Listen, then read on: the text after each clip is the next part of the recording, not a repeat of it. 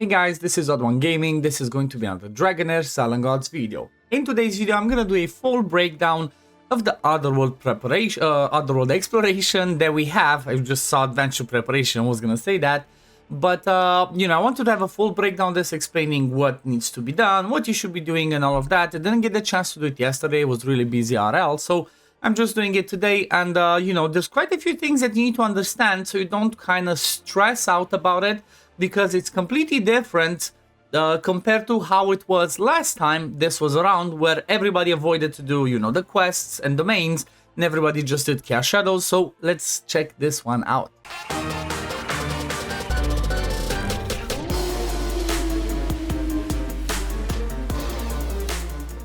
So obviously the first thing that you will have to do once you, before you get to this point is follow the quest line that starts in Sunrise Camp on the other map. Then it's gonna get you to this new map, the Otherworld. Let me see, how's it? I think it's the Sanguine Snowfield. This is the name of the area that we get into, and you're gonna be going around again, following the story, doing all the maps, doing the fights and whatever. And then once you beat everything, before we can get to the endgame boss, which only opens a lot days later, you're gonna be finished and you're gonna get yourself to the adventure preparation office. Now, the way it used to be is, used to have choices of doing 5 of these adventure quests a day, or doing some domains, or just straight up going and doing the Chaos Shadow fights. Well, the way it looks right now, it kind of changed, because the Chaos Shadows, which used to be the fights that we would do every single day, they only open after 2 days. As you can see right now, it still says 21 hours, because obviously it started yesterday, and it just says demo, which pretty much means you can go ahead and do some testing. So let's check this one first, because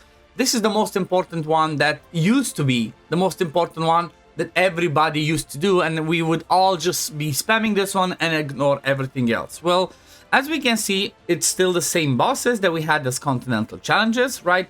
They still have the same buffs, the same things, so pretty much we're going to be using the same teams. However, if I understand this correctly, we're going to be able to do 2 extra ones, so prepare to get some other ones. If we go over here and read the introduction to it, it kind of says the first 2 days you just get Chaos Shadows only as trials. You can do everything else. Once they open, then you can consume the exploration tokens to challenge it. Each of the hero again can only be used once, as per usual, so choose the lineup wisely. But this is the important part, that it's gonna be, more testing. Once I do it tomorrow, I'm gonna do a video on it.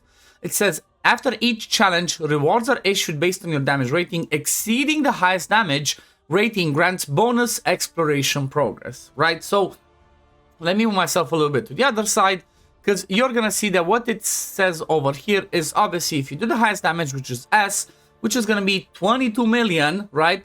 You're gonna get yourself 3000 exploration progress and then some affinity solvent. And then you see the line under it says exceeding the highest rating grants more of this exploration progress. So you kind of maybe want to still try and do the highest damage. However, again, depending on the testing that I'm gonna do tomorrow, you might not really care about it, because I'm going to show you why. If you look at the damage rewards, for example, you're going to see that all the rewards that we get is just exploration progress and then affinity solvent, right? Affinity solvent is going to be amazing, because the more of this one you get, the faster you can completely fill up your, psychic core to get the maximum bonus for everything on your account. But then there's nothing that says rankings. I don't think there's going to be any rankings in there. They're like, when you fight, if you do more damage or whatever, so I'm not sure it's gonna matter. Again, I'm gonna test out to see, for example, it says, like I said, 22 million is the max damage.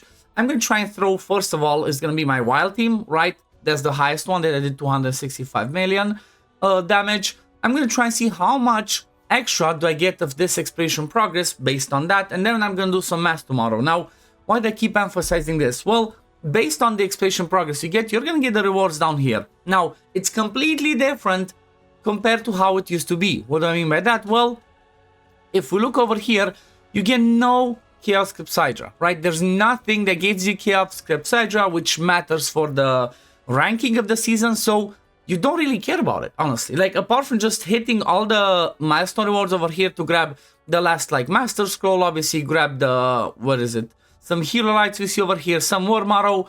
After that, it just goes on a repetitive cycle, which gives us more gear, more stamina, then some runes, then some of the Oddite Extract, right, just selectable ones, and then this is the only one maybe that matters on the repetitive cycle, the optional mythic equipment chest, because you can select and obtain one. And for example, if you don't have the perfect chest, for example, or the perfect weapons or whatever, you can try and pick those ones to get the best ones. But apart from that, there's nothing that important, right? You might want to try and get as many mythic pieces of gear from this chest over here so that you can try and keep leveling them up, or like, you know, just try to get a perfect substats, because it's going to be important at the end of the season to do this one, right?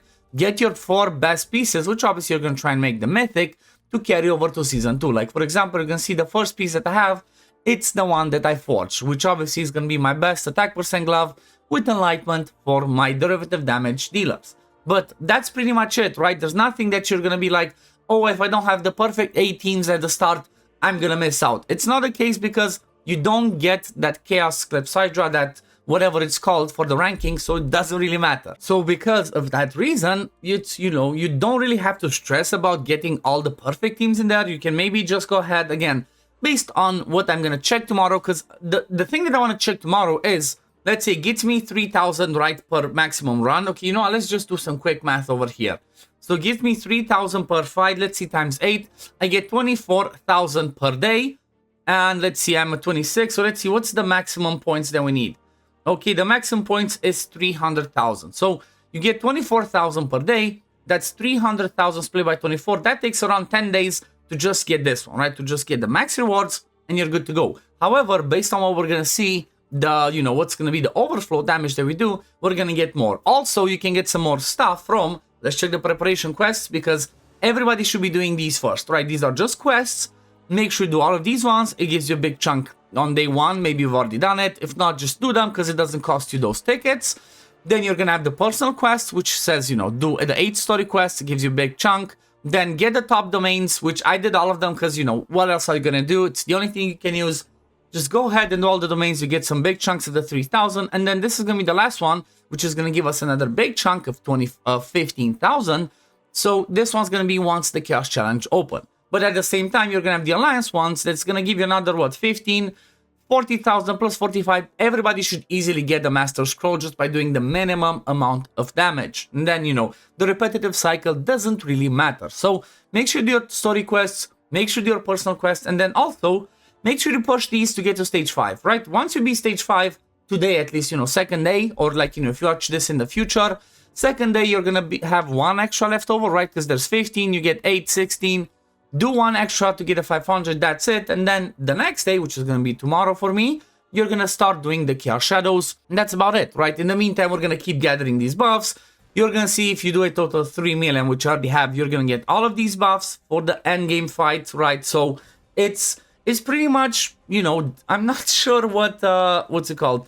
I'm not sure what the reason would be to fight this. I'm not sure if this is the best way or not. Let me know in the comments down below. Do you think this is good?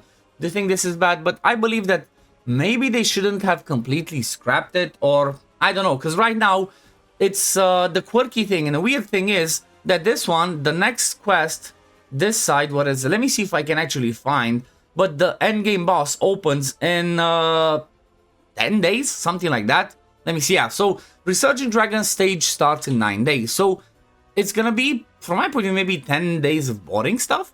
Because once you get your teams to do the Chaos Shadows, you're kind of like, you know, good to go, right?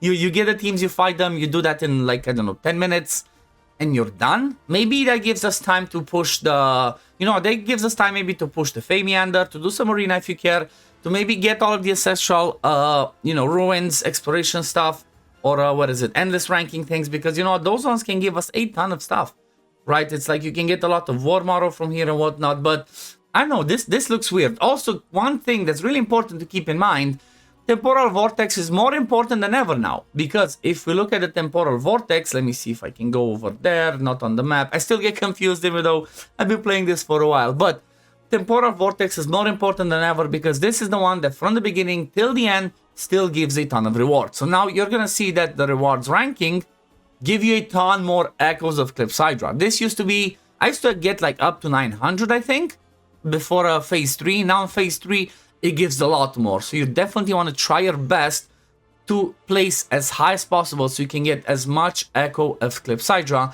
as possible, because you know what, this is, you know, this is the key. This is the one that defines the ranking. Like you're gonna see, for example, for me, I'm currently ranked at like 104, but I presume that for the end of the season, depending on how the endgame boss is gonna look, if I somehow manage to get that in the top 100, which I doubt, because you know my server is full of Krakens. I spent like $10 this season and that's it. But you're gonna see that obviously your goal is going to be in stage 3 to try and rank as high as possible. I think I'm just gonna be top 200. My goal would be to hopefully maybe squeeze into top 100, but if not, it is what it is. But the Otherworld exploration is gonna be interesting, to say the very least, right? Because it kind of seems like there's not much reasons to stress about it. It used to be like it was too stressful because day one you need to have 15 teams, right, of the Chaos Shadows. Now it looks like there's no reasons to stress because these rewards you're gonna easily get at the bottom, and then there's nothing else that matters for the ranking. But I don't know. Let me know what you think in the comments down below. Also, keep an eye on the channel because I'm gonna make another video either for today or tomorrow where I'm gonna show you the one team that I used to beat all of the normal stages and the challenge mode, all of them, just one single team that has no exclusive legendary. So, you know what, that team might be helpful for you, so definitely keep an eye on the channel. But thank you for watching. As always, if you do enjoy my content, don't forget to like the video, subscribe to the channel to see when I upload next, and I'm gonna see you on the next one. Peace, love, take care, run. Bye, guys.